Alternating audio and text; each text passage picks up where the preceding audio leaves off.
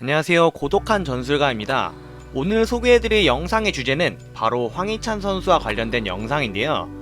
오스트리아 분데스리가 잘츠부르크 소속으로 1920 시즌 40경기에 출전해 16골 22어시스트를 기록하며 엄청난 퍼포먼스를 보여줬던 황희찬 선수는 잘츠부르크의 동료들이었던 홀란드 미나미노처럼 독일의 라이프치히로 대형 이적을 하였습니다.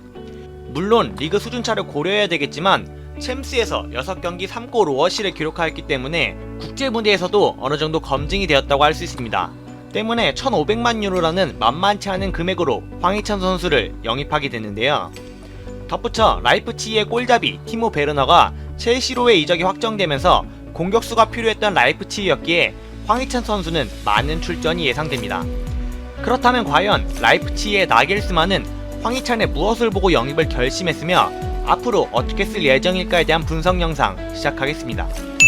첫 번째로 알아볼 점은 바로 황희찬 선수의 장단점인데요. 과연 어떤 매력을 가지고 있고 어떤 부분이 조금 부족한지 알아보겠습니다. 황희찬 선수의 장점은 바로 강인한 피지컬입니다. 비록 유럽에 황희찬 선수보다 피지컬이 뛰어난 선수는 많지만 밀고 들어가는 힘과 스피드가 결코 다른 유럽 선수들에게 밀리지 않는다는 장점을 가지고 있는데요. 그렇게 크지 않은 신장임에도 탁월한 신체 밸런스를 가지고 있기 때문에 빠른 스피드로 돌파를 하는 과정에서 쉽게 밀리지 않는 모습을 보여주고 있습니다. 추가적으로 순간적인 방향 전환을 할 수 있는 밸런스를 가지고 있기에 빠른 스피드로 몸싸움을 하며 전진하다 멈춰서 상대 수비수를 속여버리는 움직임을 가져갈 수 있는 공격수를 할 수 있는데요. 하지만 이런 장점을 가지고 있음에도 그가 훌륭한 드리블러로 평가받지 않는 이유는 바로 전진을 하는 과정에서의 투박함입니다. 이게 바로 황희찬 선수의 단점이라고도 할 수 있는데요. 드리블 과정에서 투박하기 때문에 제천한 이후에 다음 수비수에게 걸리는 경우도 있고 너무 많이 드리블을 치고 나가버린 탓에 패스나 크로스를 올릴 수 없는 지역으로 가버려 결국에는 턴오버를 하게 되는 상황도 종종 발생하게 됩니다. 마지막은 장점이자 단점이라 할 수 있는 투지입니다.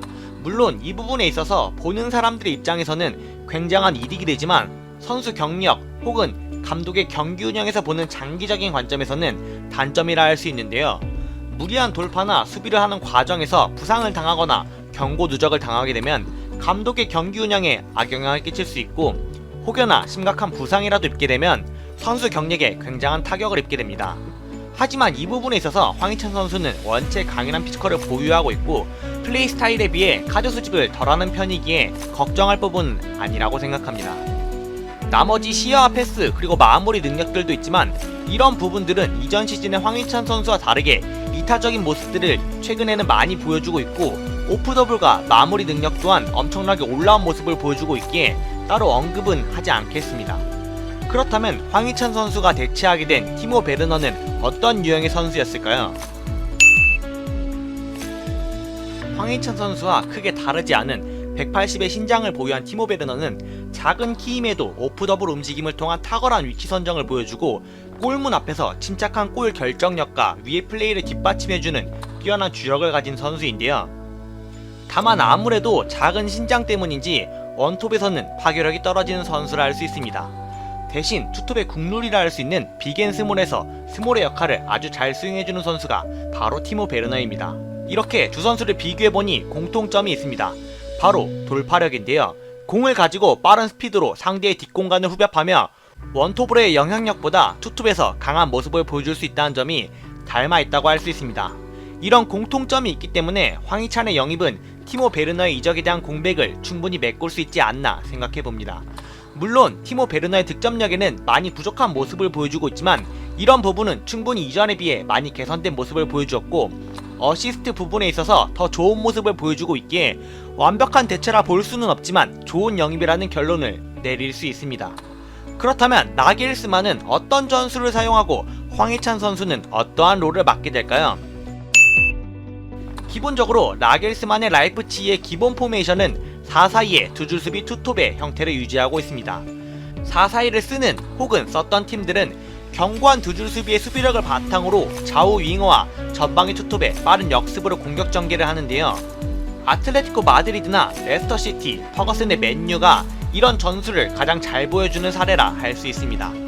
더군다나 약팀을 상대로는 4-2-2와 같은 변형 포메이션을 사용해 양쪽 풀백의 오버래핑을 통한 화끈한 공격력을 보여주는 팀이 바로 라이프치히라 할 수 있습니다. 여기서 티모 베르너가 맡았던 역할, 그리고 황희찬 선수가 앞으로 맡게 될 역할은 바로 투톱의 역할입니다. 그의 파트너인 포울센 선수는 193cm의 장신의 키를 보유하였을 뿐만 아니라 황희찬 선수와 마찬가지로 엄청난 체력을 가지고 있기 때문에 이 두 명의 전방 압박으로 상대의 후방 빌드업을 방해하거나 혹은 볼 탈취 후 양쪽 윙과 황희찬의 주력을 활용한 공격 전개를 보여주지 않을까 하는데요. 덧붙여 장신의 키를 보유하였기에 제공권 능력 또한 좋아 지공 상황 혹은 후방, 양 사이드에서 올라오는 볼들을 황희찬 선수에게 떨궈주고 황희찬 선수가 그 볼을 받아 돌파 혹은 마무리를 하는 그림들을 많이 보여줄 것으로 예상됩니다. 또한 우연의 일치일지는 모르겠지만 레드불 산하에 있는 라이프치히, 잘츠부르크, 뉴욕 등의 팀 모두 441을 기반으로 한 전술을 사용하고 있기에 황희찬 선수의 포메이션과 역할에 대한 적응이 비교적 수월하지 않을까 하는데요.